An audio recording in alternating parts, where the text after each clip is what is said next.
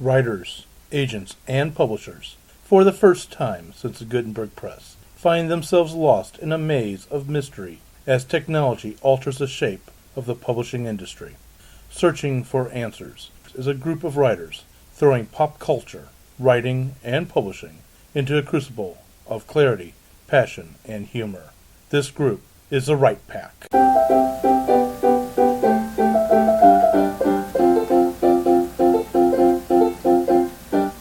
Welcome back to Right Pack Radio. This is your host, David Allen Lucas, author of mystery and science fiction, and the new current president of St. Louis Writers Guild. With me today is my favorite co-host. And your only co-host. That's why you're my favorite. Oh, I win and lose by default. My name is Kathleen Kayembe. I write paranormal romance under the pen name Kaseka and Vita, and I'm excited for today. My name is Jennifer Stolzer. I'm a children's book author and illustrator. My self-published children's book is Dog Park is available on Amazon if you search for it. I also write fantasy, and I'm excited to talk about developing characters. And she's a great illustrator. My name is Meredith Tate, author of speculative YA and new adult. My dystopian romance Missing Pieces is available now through Amazon or Simon & Schuster. My name is Dimitri Sarnko. I write crime fiction under the pseudonym Dante Carlisle, and I'm excited to talk about strong male characters. I'm Matt McGraw. I'm an amateur short story writer. I am currently pimping around a picture book called Patrick the Spider. If you happen to be interested in something kid-like but not for kids, let me know. Let somebody involved If you're in the a circle publisher know. and you would like to... If you have money, you don't have to be a publisher. All he wants you to do is pay him. Brad R. Cook. I write steampunk and a bunch of other stuff too. You can check out The Iron Horseman. It is currently available, and Iron Zulu is coming out later this year. Jump on over to bradrarcook.com and check out the sketchbook where you can see cool imagery and stuff. Which was done by Jen Stolzer. Yeah. I'm Melanie Claney, author of sci-fi fantasy and nonfiction, and it's good to hear about strong male characters because somehow my main characters or point of view characters are constantly switching to male characters, at least for parts of my books. Interesting. Yeah. So, Which, since you're writing sci-fi, has all kinds of meanings to it. Yeah. so does a strong male character mean they go around dressed like Conan the Barbarian and having worked out and done their steroids and runs around beating up people, or flying around and seducing every female in any possible culture that is out there? Thank you, James Kirk. What is a strong male character? So our choices are Arnold Schwarzenegger or James Bond. Yeah, Well, I say Kirk, but Bond would work too. Bond, Yeah. Kirk, yeah. Kirk is Bond in space. I believe that is the strong male character. I don't know if that is the strong male character. Well, it's being a little literal, I think, with the strength. It's just something that came up, I think, during the discussion about female heroes. Is, it's strong, has a couple meanings. One of them is literal, that you have, muscles and you can punch things. The other is that you have, will and you can have agency and you can act in the story. If you want, an example of a Star Trek-related strong male character who isn't physically strong, how about Picard? Han Solo. Sorry. Yeah. I like the flag. Yeah. I was just say, even with a strong male character, no matter what, even with Conan, with Kirk, with all of them, you're still getting that there's some character somewhere in the storyline that puts them in a vulnerable position. There's always some kind of weakness to them. I think a strong male character isn't all that different from a strong female character. I think that a strong character in general is just a character who is real. They have strengths, they have weaknesses, they have flaws, they make mistakes. There's things you like about them, things you don't like about them. As long as they feel like they're a real person. The just character. Yes. Strong character. Yes. Well, I'd like to bring up that when you say the word strong female character, the image that comes to mind for me is the woman who kicks butt. Physically kicks butt. That is the driving trope right now for strong female character. Played by Michelle Rodriguez. And when you say strong male character, I do not get as set an impression. There seems to be more diversity in the answers that we get. And I'd like to talk about maybe why that is. Well, to jump on that, I was actually going to throw out the question, and you were just throwing out, they have flaws and stuff, and I would actually wonder if the bad, strong male character actually does have flaws. Because does Tom Cruise have a flaw? Does Arnold Schwarzenegger have a flaw? They have flaws. I'm asking if the characters they play have flaws. Does Rambo have a flaw? Do we see these flaws? Do we care about these flaws, or do we really just want, I'll be back? Well, the flaw more often than not for your male protagonist in general film or whatever is either they're haunted by the death of their family or they have a drinking problem. Iron Man. Did we just say Liam Neeson has no flaws? Sorry, no. He has a daughter. That's his flaw. Keep going. I'm saying that the flaws we see are usually repeated. We have some trope flaws that the man has, and often enough, the male protagonists nowadays, they don't give them really crippling flaws. They give them a dark past that haunts them, but they're still generally a good person. They're afraid of making a deeply flawed action hero or a deeply flawed space captain or whatever. Everyone has to be either this tortured Rambo-style character who murders everybody and is probably going to go to jail when he gets back to the U.S., or it's an earthbound angel who is doling out justice, but actually he is blameless at the core. That seems to be what I see more often than not. It's not so much, you bring up Liam Neeson. A lot of Liam Neeson's flaws are usually that he's got a dark past he can't overcome. Yes. And it's not so much that he's a sensitive person. You have angered him. You've done that. He has a particular set of skills. All right, my question is, how deeply flawed are you willing to make them? I mean, if you get a character that's too flawed or too alienating, are people really going to root for him? I mean, we're talking strong male characters. We're not necessarily speaking POV. We're talking anyone in the story. So, I mean, like he said, the bad male character, and even the bad guys now, we've given them so much humanity that there is no deep flaw. There is no, okay, this guy is literally inherently evil. I have a good example of this in done recently in a mainstream thing, and it's Skyfall. And that's with the character who's traditionally has often been depicted without any weaknesses of any kind, James Bond. But in that movie, they decided they did something a little different with him. They made him more of a damaged person, somebody who wasn't totally comfortable with MI6. Yeah, MI6 actually doubted his capabilities in that. He felt like he was falling off the wagon, but people liked that movie. I liked that movie. Lots of other people did. He showed a little bit of weakness. But here's the thing. So Jason Bourne is who I was going to bring up. Because Jason Bourne, classically has a lot of flaws, amnesia being the biggest one, but a sense of not wanting to be doing what he's doing, a sense of love lost. It's more the affliction. The flaw is coming in the sense of not wanting to be the guy he was, and but that's internal struggle that he runs through. But he's that's a character with flaws. Like he has several of them throughout the flick, throughout the series. Yeah, I'm trying to do two things. In a sci-fi book project that I've taken away, the reason why I switch it from a female point of view to a male point of view is my female point of view. I was writing her as if she was schizophrenic, and I decided it was too confusing to try and have that unreliable narrator. So maybe that was too flawed to follow. But the second, I am now trying, in first draft here, to write some scenes, not fortunately the whole book, from the point of view of a male character, not the hero, but he's a psychopath. So, and I'm trying to write him as a psychopath, and it's like, okay, how do I write him so people connect with him, but still realize, how do I do Dexter, only I want him worse than Dexter? So, how does that work? Does the strong male character have to be flawed?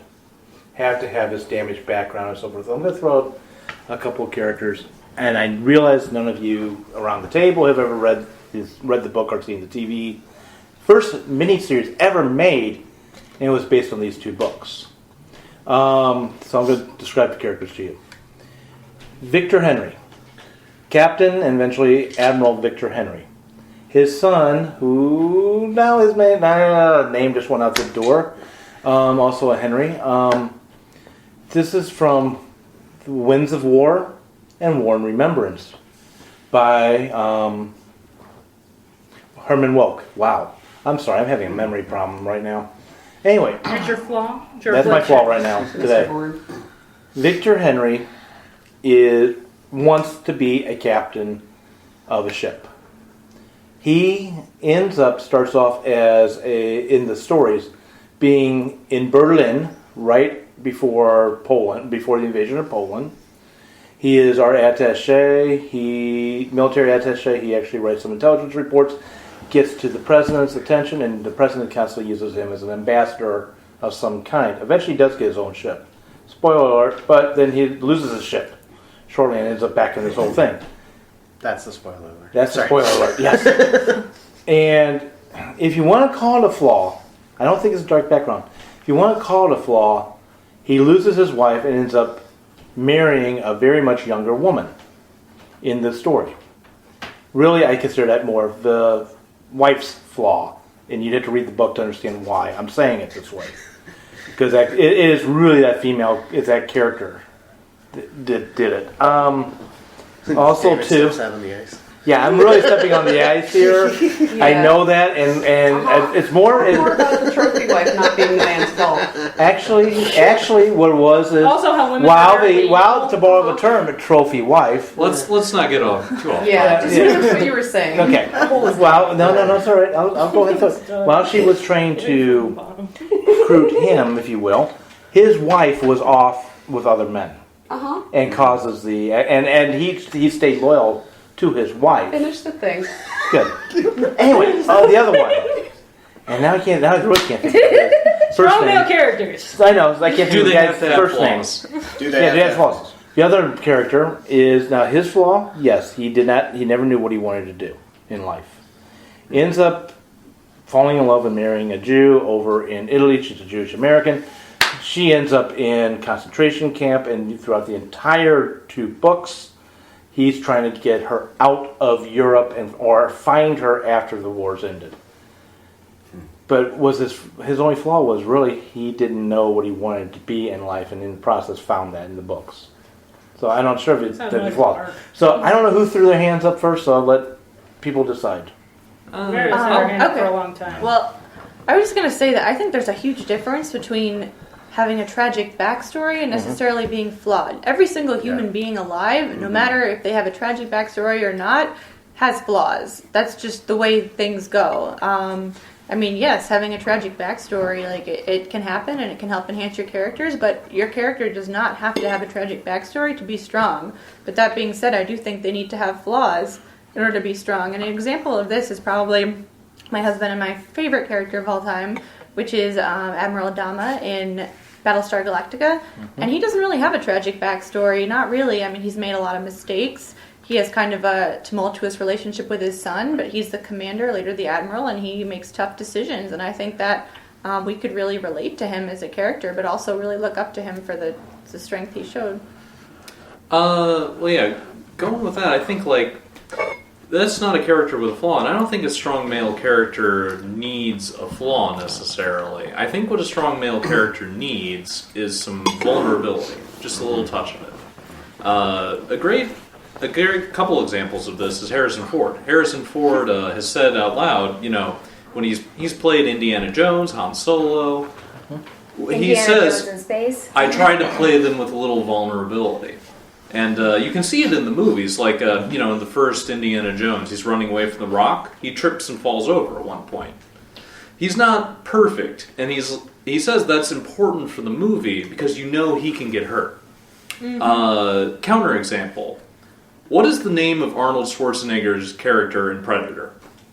Exactly. Chopper. His name is Get to the Chopper. It's just Arnold Schwarzenegger. There's nothing to that character. Nobody remembers him. That's just about watching Arnold Schwarzenegger be Arnold Schwarzenegger. Harrison Ford, it's Han Solo, it's Indy. Those other people. Characters, Yeah. It's that that question of, is there a single dimension of this character, or does he have more depth? I mean, that's what the vulnerability adds. That's what I was saying earlier about, they need some kind of weakness or vulnerability. That's where kids are great, anywhere in it, because you may have this guy that is just the alpha guy. He dominates every single place that he goes, but the instant you throw a 5-year-old that's making fun of him in there, instantly he's got vulnerability. That's called a trope. Yeah, so Roger's done that. Please watch your 5-year-old placement. Actually, I was going to throw out. I'll scream about 5-year-olds in a minute. Yeah, I was going to throw out Edmond Dantes of Count of Monte Cristo. Mm-hmm. He's a flawed man. He's got all this, but he's got a really strong arc through it all. He constantly is, he shows that vulnerability. He's got the tragic past and everything else that rolls into it. Yet at the same time, we would not call him physically strong. Not until the end of the book would we call him a warrior. He starts off very much as the beta character and then kind of becomes the alpha character. And I would actually ask that, can you have a strong beta male? You're reading my mind. I was waiting to ask that. Well, I don't know. It's kind of a different topic. Do we want to talk about? No, it's going to change. We can come back to the strong. We'll come back to betas. Strong Go ahead. betas. Not datas, I wanted betas. to just bring up an old kind of thorn I've always had in my side, which is the weak male protagonist that they're afraid to make too human, just in case we have a hard time connecting to them. And usually their blandness is made up for by giving them a wife or a child or some family member that they then murder on screen, and we're supposed to feel so bad because he had a family. The perfect example would be Brad Pitt's character in World War Z. I was going to say Brad Pitt's character in 7, but yes. He's he's... What's in the box? That character is not developed. He's a very weak character because he doesn't have a personality. He is a facsimile of a person that we're supposed to project ourselves onto, the same way one would project themselves onto the female protagonist of a paranormal romance story. She's not a strong character because we're not going to take a lot of time to make her unique and special just in case people don't like her. Which then results in me not liking her. And resulted in me not liking him in this movie because he felt like he was barely there. And we were supposed to feel bad because he had a family he was worried about. And that association was all the character development we got on this guy, also that he had another job at one point when he was important.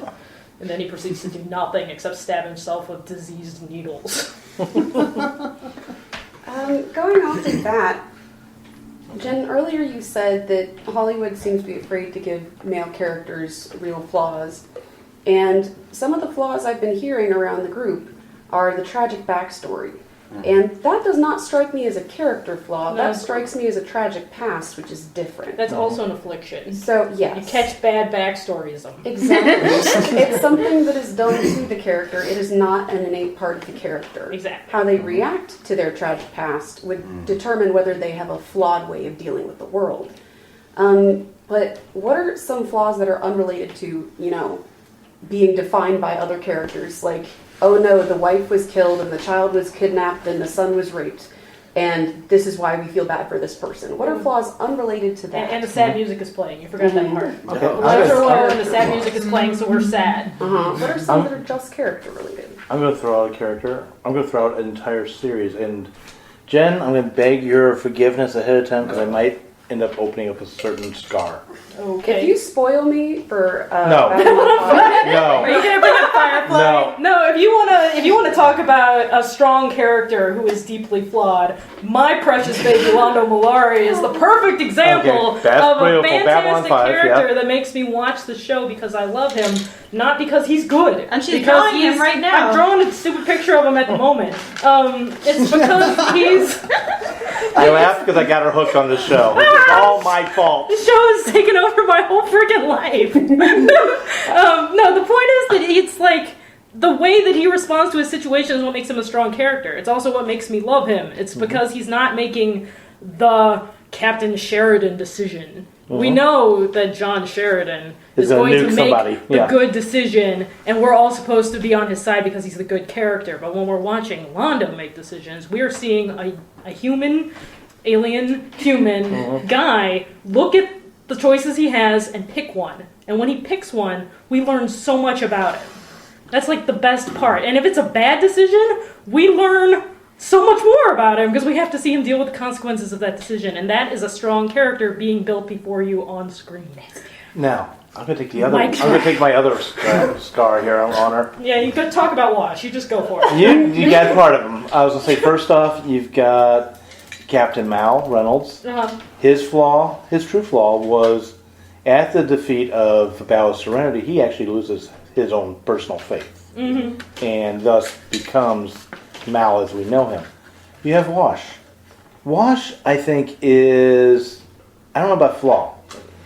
I'm not going to go down his flaws, but you see him, he is not the alpha male. He is clearly not the alpha male. It's adorable. He's adorable to you. I look at him as a strong male character, not only because he doesn't have the angsty relationship with his wife. Mm-hmm. He's clearly in love with her, who is a kick-ass warrior. And also a strong female character. Character at the same time. In both ways. Mm-hmm. Mm-hmm. Right, but he himself has this character of strength inside of him, and yet sometimes he's a little child, too. So, going back to that question about the betas, he's a perfect example of a beta character who is not the alpha, but he's very, very strong, and I'm not sure which way to go here. About Wash's flaws, he's insecure. He is insecure. And he acts peevish when he feels like his wife maybe likes Captain Mal more than him. And there's an episode just dedicated to his insecurity about that fact. And we're allowed to see that. It makes us love him more. He goes through hell in that episode. But it's beautiful because you're seeing his character grow. And you got to see him grow from a place that was genuine. Mm-hmm. Like, people have insecurities. And he got to have one. It was not something that was placed on him as a tragic backstory, as affliction. Right. It was from him, and that's what I want to see more of. I was going to throw out an example of a character who has a flaw that's fairly serious, and I was thinking Luke Skywalker. Mm-hmm. And his flaw is, quite simply, he's an idiot. He's if anybody has not seen the R2-D2 video, the real translation of R2-D2, you need to, especially after that statement. Go ahead. Yeah, he's an ignoramus. Like, you start out the movies, he does get a little bit of a tragic past, but he doesn't know anything. And he doesn't know how to do anything, he doesn't know how to be, he's in training through the first thing. And that's that inciting incident where his uncle and aunt get burned alive in front of him, so to speak. But I mean, like, there's the point where they get captured and they go into the Death Star, and Obi-Wan has to sacrifice himself to save this kid. Right. And that's the story he goes through the whole three movies, is he slowly and surely figures out what the hell's going on and how to be and who he should be. And so he had a flaw and he overcame it, and that's the story.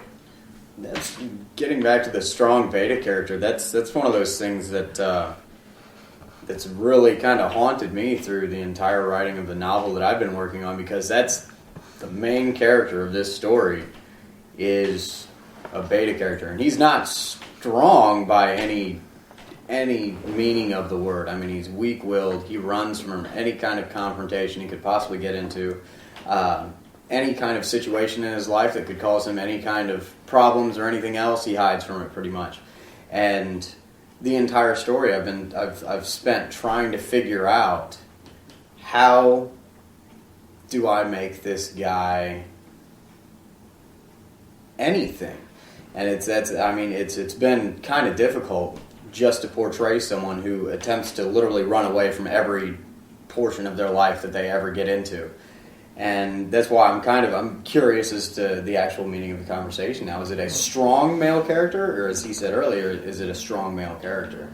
Because now I've given this character some depth, as opposed to just without the extreme, you've got the tragic backstory, but I mean he's weak-willed, which is a big flaw, especially in a male character in today's society. He's weak-willed. He runs from everything. I mean, it's been interesting. I mean, you can make a strong character without them being actually strong. Mm-hmm. I think that's the point we're driving at. No. Is that I'm interested in hearing more about your character, because your character is operating from a point within himself that is an interesting point. He is behaving the way I think everyone in the room would feel most of the time. Maybe not David. If we were put up against like an insurmountable foe, then I think many of us, our first thought would be, how do I escape? And when your character, who obeys that bit inside him that says, how do I Fight or escape? flight. Yeah. When he reacts to that as escaping, and we watch him escape, and we see how well that works out for him, you've created a very interesting and human character that we can identify with. As opposed to Arnold Schwarzenegger in Predator, who his response, of course, is to kill things, because that's the only character. If it bleeds, we can get it. I don't have time. So what is Simon Pegg? What is Simon Pegg? He's an actor? But is he the strong alpha? Is he a strong beta? I mean, often he's the hilarious role, yet he's more than willing to punch a guy in the face. Is the story about him? Because the story's about him, he's an alpha character, right? I mean, it doesn't I don't know about mean that. he's in charge. Like Hot Fuzz, it's a toss-up. Is he, he's kind of the alpha in that one. He's the alpha male. But just because you're a lead doesn't mean What you're about alpha. Into Darkness? In that movie, he's like off on his own, kind of, but he's trying to help the crew. So he's like a lieutenant almost. He's he's supposed to be lieutenant subservient, commander. but he's doing something else. So, in our strong female character discussion, we did not talk strong alpha and strong beta females. No. What the hell is going on right now? This is the number one thing in writing. Are you writing the alpha or the beta? Because if you're writing a romance, you can't write the beta. So, This doesn't make any sense that's to not me. true. Okay, an alpha character. Okay, the alpha character is just like you would see in an alpha in a pack. He is the dominant character. So But he is. why are we only talking about this with the male discussion? Is it because of alpha males? I think it's because I'm a woman and I don't understand the concept. Yeah, it doesn't really. I come up, think don't there's think. more of a thing in literature that defines whether you have an alpha or a beta male as opposed to a female, where you really tend to get the strong female or the sexy female or the waifish mousy female or I think there's a breakdown of female characters that is different from the alpha beta male thing. But alpha beta male is like huge in terms of writing. I want you to unpack that. Yeah, and I'd like to talk about male fantasies because it seems related to male fantasies, male power fantasies. Well, see, now here's the odd thing. The alpha beta thing is a there's female fantasy. So, what, you want to tell us what we're fantasizing about? Yeah. No, if in the romance, this is all coming out of the romance trope. This is all coming out of the romance trope. So you're dealing with the romance writer, which means that the alpha male is the character who seizes the woman and grabs her and kisses her, throws her around. Now. So the beta character is then the character who is longingly sits down from below and does the poetry and stuff like that. I've got That's perfect your examples of this. basis. I didn't create them. I'm just regurgitating what I hear. And I'm going to let Meredith jump in, but I have a perfect example Yeah. of what he's talking about. And I really did want to go into this a little bit because I think we talk a lot about sci-fi and fantasy, which is awesome, but I think a big time that this comes into play is in the romance genre. And I'm not trying to crap on the romance genre. My first novel is a romance, but I do find that a lot, whereas I find the male characters in romance, again, not all romance, but some romance, to be very one-dimensional because they really are just kind of that kind of chest-beating, six-pack male, conquers all the women, and then there's this one woman who's this blushing virgin, and he's going to teach her about how to be wild and how to have sex, and that's like the main plot of the story. And I'm looking at that going, is that even real life? Like, who is this person? 50 Shades. 50 Shades, Twilight, and I feel like that happens so much, and it just leaves me rolling my eyes because I don't know, I'm a woman, and that's not really attractive to me, and I don't. I want my male characters to be layered and to have other Speaking things of to Twilight, them. that's like ultimate female fantasizing. I don't No. think there really is an alpha or beta female in there, or Can we- male in there. Well, When no, you the point speak is they're about both Twilight, alpha. The female's more like a lamb. Those relationships are fundamentally abusive, so Agreed. I do not agree with those being the ultimate female romance. I think for She subset- literally We're not talking about wrote the it out ultimate of a female wet romance. dream. We're talking about the genre of But- romance. and- Which is apparently deeply flawed. Yes, like characters that we want to see in books. Here's an example of alpha and beta, and I am avoiding the whole entire 50 Shades of Grey discussion. Please do. On the grounds that, yeah, I've heard from some females that is their fantasy. But let's get to the alpha versus beta, and I realize that a lot of people around the table may not know who I'm going to use as a beta male. All right. But I'm purposely choosing these two characters because they are in the same genre and technically do the same job. Alpha, James Bond. Okay, James Bond is a brute. Perfect alpha. He is a perfect alpha. He is a brute. Is he a woman's fantasy? Probably not, in all reality. Is he a man's fantasy? In certain ways. Okay. Especially book-wise, after you get past where he dies in From Russia with Love, which Ian Fleming was forced to bring him back in the next book. Kind of an Arthur Conan Doyle situation. Okay. So you've got that one. How many of you have ever read any of John Le Carre or John Le Carre's books? Okay, got a couple. George Smiley. I'm going to call a beta. He's a very strong character. He would have preferred to have studied German poetry rather than becoming a spy at first. He is written by John Le Carre, who is a pen name for the real guy, whose name I can't think of, but based on his real life, where he was a spy and got outed by a mole. But George Smiley, he's overweight. He purposely wears clothes that are much bigger than him. He looks kind of rumpled because of that. But it's all spycraft. Effect. Yeah. Another beta classic. Oh, another one. Yes. I'm curious, but the main defining characteristic of George Smiley is that he is a mental giant. Exactly. But so, I mean, I'm worried that you might be attributing strength to physical strength alone. I mean, Are you saying he might be an alpha? Could someone like Dexter or, a mastermind character could be considered an alpha even though that they're extremely physically weak. And I mean, George Smiley in the Le Carre novels is a genius, frankly. I mean, the things that he does. I totally agree. And I think he's a very strong male character. Question goes back to what we were talking about here, alpha versus beta. Which Would you define? Yeah, that's. It's not physical strength. It's how you deal and how you relate to any given situation. Yes. It's a Well, social maybe aspect. we should go back to where these ideas came from, which is biology. Yeah. It refers to how a lot of it is like just mating strategies for different species that are social animals. They come out from the in wolf wild. pack. Yeah. Yeah, the alpha male is the one that leads the group. The beta male would be the one that's there, is subservient to the alpha, but isn't like, he's not like the other term is an omega, which is the bottom of the totem beta's pole. supposed to be the second. Yeah, but the beta is more like a middle class kind of thing. I think it depends on the species, though. In some species, like there's two strategies where like the alpha male is the one that gets reproduction by dominating all the females, and the beta is the one who slides in on the side and is attractive to the females. He gets them to mate with him because they like him. The alpha gets them to mate with him because he makes them. James Bond versus George Smiley. As an example. You can see it that way.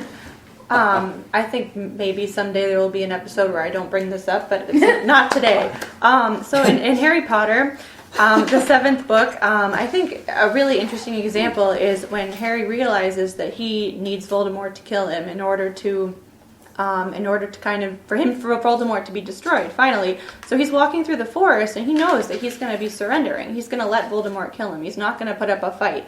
And I mean, in some ways, that's not how we look at a traditional, alpha male, main character, strong male character. Because, the strong male character would fight and would try and overcome their opponent with physical strength. But in this scene, he's completely surrendering. And I think that's kind of a bigger strength, though, because he is giving up himself in order to save everyone else.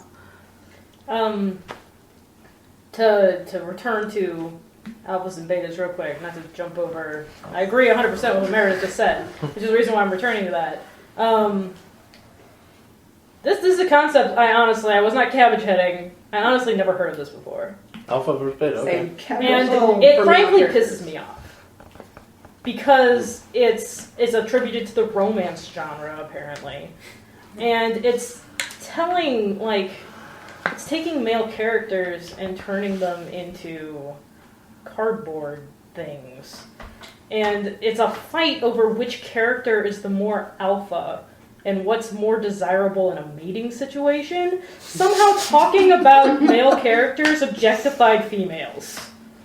And because it's all about like this is the alpha male character, and so we're going to focus on him because he's the strong one, and it has it gives me an implication, and maybe I'm being sensitive, but it gives me an implication that they're fighting over the attention of the female as if I were a peacock, and these people have their big tails up, and they're pecking each other's eyes out, trying desperately to earn me. Whereas I don't read romance, maybe for a good reason now that I won't. I would much rather read about a whole bunch of people and fall in love with them based on who they are. Okay, before I pick somebody with their fans up, who has a response to Jen? Me. I do. Yeah. Okay, you two fight it out. Who wants that one? Peck each other's eyes out. Yeah. You go first, and then I'll go. You sure? Yeah. Okay. To throw it on in a non-sexual sense, because yes, the alpha beta thing comes out of a sexual sense, so that's why you're probably feeling that. Take it in a non-sexual sense. We'll go back to the world of detectives. So if you take somebody like Philip Marlowe, he is your alpha. He is going to shoot the bad guy, he is going to punch the bad guy, rather than interrogate him. Then take Matlock or Perry Mason or one of these guys, who's very classic beta. And the reason they're beta is because they're not going to use physical strength to overcome their bad guy. They're going to use their intelligence and their wit and more things like that. Now, why is that alpha versus beta? It's versus how you deal with a situation. So does your male character use violence and use aggression, or does he use more of a passive nature? And that's alpha beta. But why do we need a label? Why do we want alpha Because males? everything gets a label. Why is there genres in fiction? Who knows? But it doesn't seem fair. We Why just can't talked about write dystopian, characters? last week we just talked about dystopian elements and, sci-fi. Well, is it sci-fi or is it dystopian? Does it matter? Is it alpha? Is it beta? It's a male character. It seems like a level of nesting that we don't necessarily even need. Yeah, but why do we list our characters out anyway? Like, why do we have a strong female and a We more have of a a strong mothery female female? because females are not terribly well represented in fiction as having Yeah, characters. it's and about personalities. defining what's there. We define things. It's what we were set on this planet to do. We walk around, we name everything. I actually just remembered the history of alpha and beta if you'd like a psychology definition. Go for it.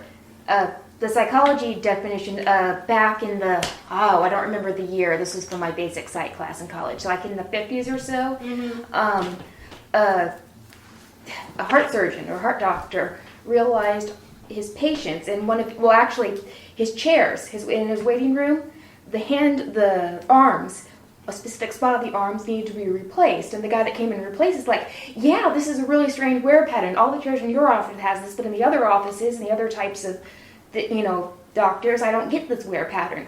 So that got him to thinking, and he realized people that were likely to have heart attacks had all these personality traits together, and he defined it as alpha and beta, and the alphas were more likely to have heart attacks.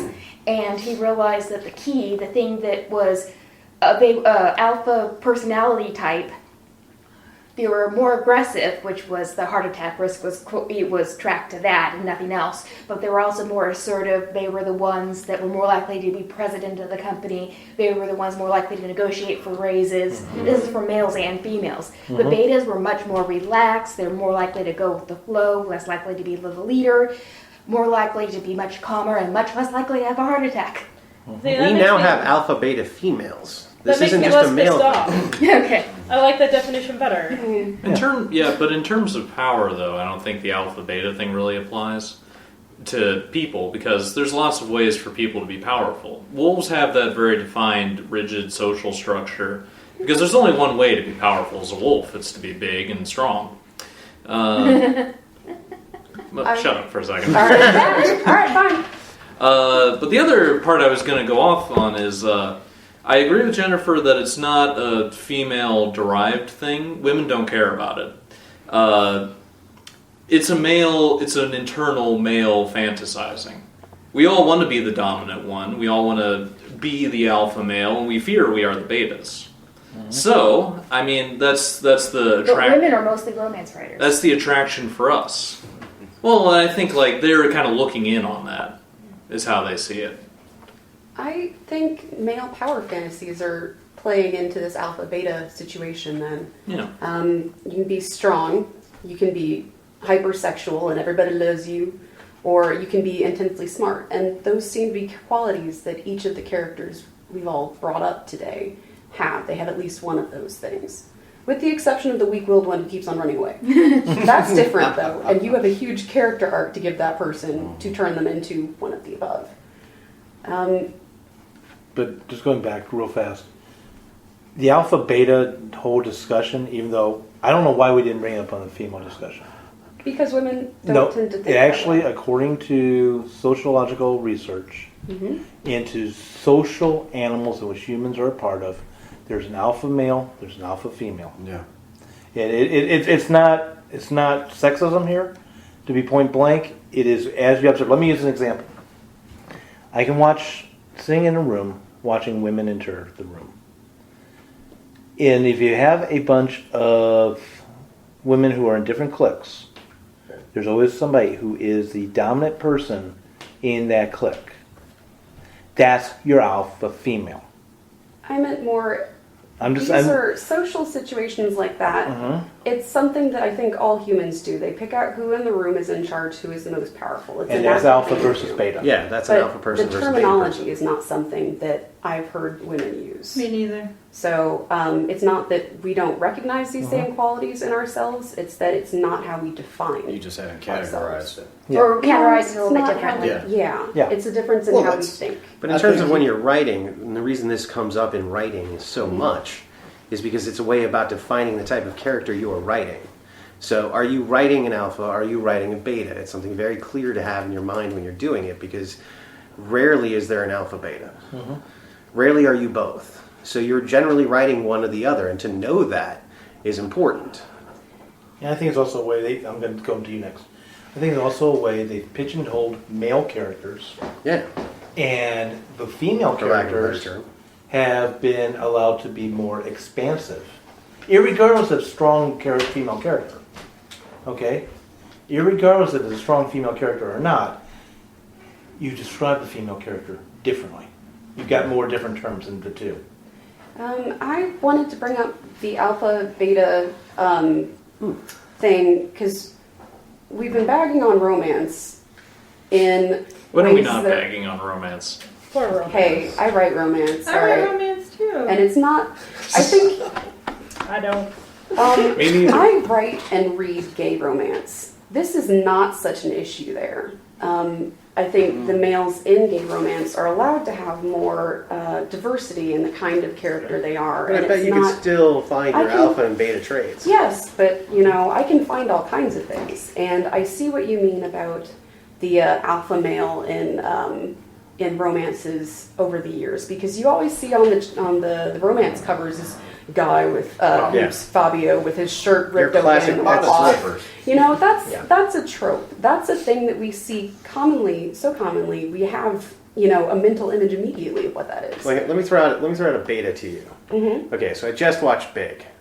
Big is a classic beta character. Tom Hanks' character, Josh Baskin's in that, is a classic beta. Now, he's a beta because he's a kid. And he's, that's the reasoning for it. That's why they have it. But if you notice, most of the other male characters within that movie are all alphas to kind of put that reflection onto Josh that he's a beta male. And because of it, Elizabeth Perkins' character in the movie loves him more because of it. She loves him over the alpha males because she sees the beta in him. So, and I get that, but, that's bringing it back towards the sexual thing again. But whatever, it's identifying what a beta is versus what an alpha is. I think in previous generations of our society, an alpha male would be the ideal. But the fact is we have so many more voices now chiming in to the global conversation that it's becoming clear that that is not the only way for men to be that others will find them attractive for. And I wonder if the alpha male is not somewhat outdated now, because in a society full of communication now, where intelligence is valued and the ability to communicate and interact with others is necessary for survival, can you really have an alpha in that situation? It's like a bull in a china shop. Which is why I was asking about the strong beta character. What are good, like, strong beta characteristics? Like, I want to talk about beta male characters, if we're using that term, and the flaws that they have that still make them strong.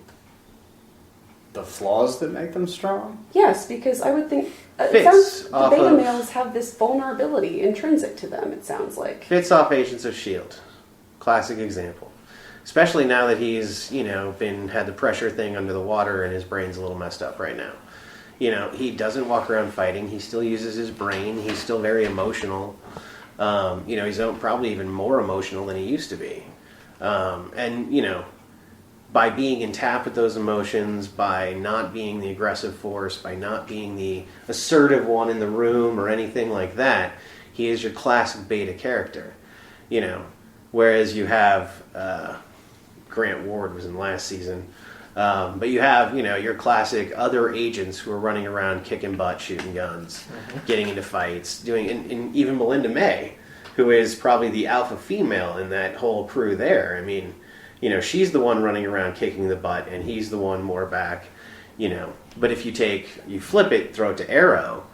Arrow's your classic alpha male in Green Arrow's character, Oliver Queen, and then you have Felicity Smoke, who's playing the alpha female, but really is probably more beta. I would say she's the beta female, and Laura, the cop star. Cop star is the alpha female. Black Canary, the new Black Canary, whatever. I've got another example.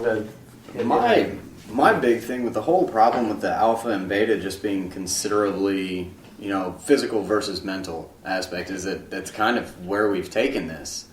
Mm-hmm. Whereas my main way of looking at it is much more the social aspect, where an alpha is the person in the room where you put them in a room full of people, they're going to be the one in charge. And like you were saying with the Agents of S.H.I.E.L.D., if you get these 10 people that are all out there just beating up whatever they're fighting, it's which one, if you get them all of them in the same room, which one's going to be the alpha in that situation? Well, and that's the problem. Can you have the assertive beta? The guy who isn't assertive, the guy who doesn't want to talk out, the guy who wants to sit back and just kind of like see what happens in the room. Can he be the guy running around doing all the action? Would you call that a beta? Would you call that a beta? Well, I mean, would you call it a beta if he's sitting back like that? But is it like you mentioned, Fitz? Would he be considered a beta or would a person be considered a beta if whenever they entered the room? So perhaps they're not out fighting, perhaps in a confrontational situation they're going to back down, but still they could still be assertive without being aggressive. That's unfortunately, my girlfriend forced me into watching a little rom-com a few days ago, The Love and Other Drugs, where the main character was assertive, he was an extremely good salesman and everything else, but anytime a physical confrontation came his way, he just lost, hands down. He's really bad at it. And I have to ask, he's assertive in every situation he's in. I would consider him to be an alpha in that he controls the room that he walks into. But if he loses fights, if he doesn't stand up for himself in those kinds of situations, I don't think you have to fight in order to be alpha. Okay. You have to be. That sense of charge, that sense of taking charge, I think, is where it really stems from. But I got a good thought experiment for this. Captain Picard, and let's say there's a beefy security officer. Okay, so Picard, not the toughest guy. Beefy security officer, he just got out of training, he knows all the combat stuff, he's great. Picard is still the one in charge, right? Yeah. So you've reversed that paradigm you were mentioning earlier with the mental and the mental and the physical. But you still have that guy who can beat everybody up, who is still subservient. Yes, exactly, and I would call him the beta. Mm-hmm. I wanted to bring up the main character, one of the two, in The Bone Collector. The main character is a police officer who is paralyzed. Like paraplegic paralyzed. And Angelina Jolie is his eyes and ears in the field. She could kick your butt 3 ways to Sunday, at least. But she is subservient to him. She is an extension of him for the film. And his mind is what gets them through everything, the hell that they go through. His mind is what catches the killer. classically, he's thrown out as beta. And I say this only because he's actually one of the people who's often brought up in an alpha-beta debate. Really? And he's often used as a beta male acting as an alpha. Oh. Picard is another one who's often thrown up as... Picard was designed to be a beta. He was the antithesis of the classic alpha that is Kirk. So that's why you had Picard. Yet Picard gets in several fights throughout the whole thing. He's, assertive as, all can be. I mean, his favorite thing to do is break the Prime Directive. So these are... As though we've defined them, it's like that classic thing. Once you know you can define it, you know how to break those rules. So there are ways that you can flip these characters back and forth, but then it becomes a huge thing that gets discussed. I mean, the character from the Bone Collector is often thrown out as the male dynamic and what's going on there. Okay. Well, this conversation has gone in a different direction than I thought it was going to. And I'm gonna pinpoint that to, I thought we were going to have a conversation similar to the one we had about female characters, in which we talked about how the proper way to write a strong female character, air quotes, was to write them as a human and not as a woman. So I'm gonna throw this out. Despite what you want to label anything, can men be written as people? Yes. And not as alphas and Yes. betas? Because the alpha-beta thing, I think, upsets me more. I brought up the sexual whatever. Forget that. I don't care. What upsets me more is that we've put male characters in two boxes. And I don't know why we've done that. I don't know why we, as the writing community worldwide, why everyone who's come before me, and everyone who will apparently come after me, puts men in an alpha box or a beta box. Why can't we have more Picards that exist in both boxes? Why can't the men who are being assertive and angry go home and cry at night because they aren't sure where their life is going? Why can't we have people who have all the facets of a diamond and not worry about labeling them? John Green and Nicholas Sparks are probably doing just that. Nicholas Sparks has a lot of movies out. Yes. So does John Green now. Well, I guess that's a good point. Sorry, John Green. But yeah, no, I seriously think that what you're collecting onto are the tropes that exist in the genres. Yeah. To write the classic Picard, to write the classic Picard or the classic Kirk, are you really doing that? Should you be doing that? You shouldn't write Kirk. Kirk's existed, Bond's existed, these characters have already existed. So those characters, Arnold Schwarzenegger's already had his movie career. We don't need it, we don't need it anymore. So I think now moving forward, you will see a lot more of these more well-rounded characters, the same way we see with female characters. We see less, virgin mothers and whores. We now see less alpha betas. I think it's that same classic thing. We're all going to break through these molds. I hope so. I wanted to point out, I think here's a good place. Earlier, it was brought up that it's based on wolves, the whole alpha-beta thing. It's based on wolf packs. Well, not But specifically. It's where it's commonly related something that I've heard has happened since all that discussion since that understanding is that we have updated our understanding of how wolf packs work. Wolf packs around humans work that way. Wolf packs in the wild actually have wolves in multiple roles. There's not a single alpha. There is the one that's better at hunting is in charge when they're hunting. The one that's better at finding water or finding dens is the one in charge when they're doing that. It's a more communal group than just that. And people, I think, work the same way. Well, people are more complex. If you know, really, I had no idea. But we know that if someone has a strength in one area, we should probably put them in charge of that area. But if they're terrible at something else, it's better to have someone who's good at that doing that. And I think that's a good way to approach our characters. They're not going to be good at everything, but, no human is either. How do you write a character that is that human? And do we do enough of that? I want people to answer her question. I'm just going to throw it out there for the entire audience. If you want to know more about alpha versus beta, read a book by Kate Ludeman, Ludeman, and Eddie Erlandson, Erlandson, called The Alpha Male Syndrome, Harvard Business Press 2006. So please, somebody answer her question. I was going to say pretty much what you've asked for is the classic company-driven fantasy novel. I mean, every single one of them. You had the leader, but you had the guy that was a scout. You had the guy that whenever they went into cities and stuff, he could find anything. He was the haggler. He was the spy type. Then you had the fighter type. But then the leader was clearly considered the alpha, but he pretty much didn't do anything but lead. He was like, we're going here, and you guys figure out the rest of it. You wrangled. Yeah, I mean that's pretty much what the alpha was considered. That was his ability, was that he could find the people who could do the things that he needed to be done. But like you said, whenever they were out in the wilds or something, they had the scout or the huntsman. He was in charge. He was running things. Whenever they hit a city, the little thief or whoever was the one that was running stuff.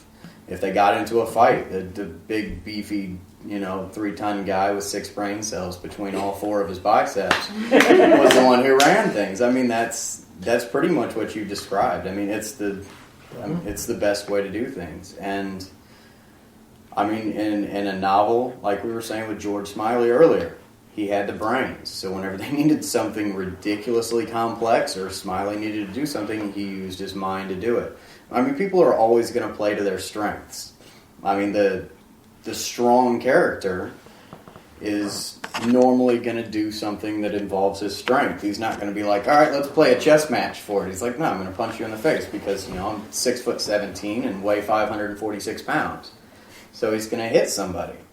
So, I mean, I wonder if it's not less an aspect of writing a character fully and more about finding, okay, what traits should this character possess and how does he use them? I mean, it would be funny to break the mold once more and say, okay, the big barbarian guy has decided that he's going to be a wizard or whatever you want to do. I mean, you break the mold that way and it makes an interesting character. Hello? And we're done. All right. I was going to Let bring you two fight. Go ahead. All right. One of you two. I don't care. Indiana Jones brought a gun to a sword fight. We love him for that. Yeah. Yes. He's also afraid of snakes. Even though that was not how that scene was written. Yep. Yeah, he had indigestion. Yep. Really? I thought he had flu, but he had some. He was sick. Yeah, no, I think he had like some bad something at lunch, and he didn't feel like doing the fight scene. Yeah. So Yeah, he that just was kinda a Harrison little- Ford improv. But it turned into really? a classic Yeah. scene. He might have also just said, didn't my character have a gun 5 minutes ago? Yeah.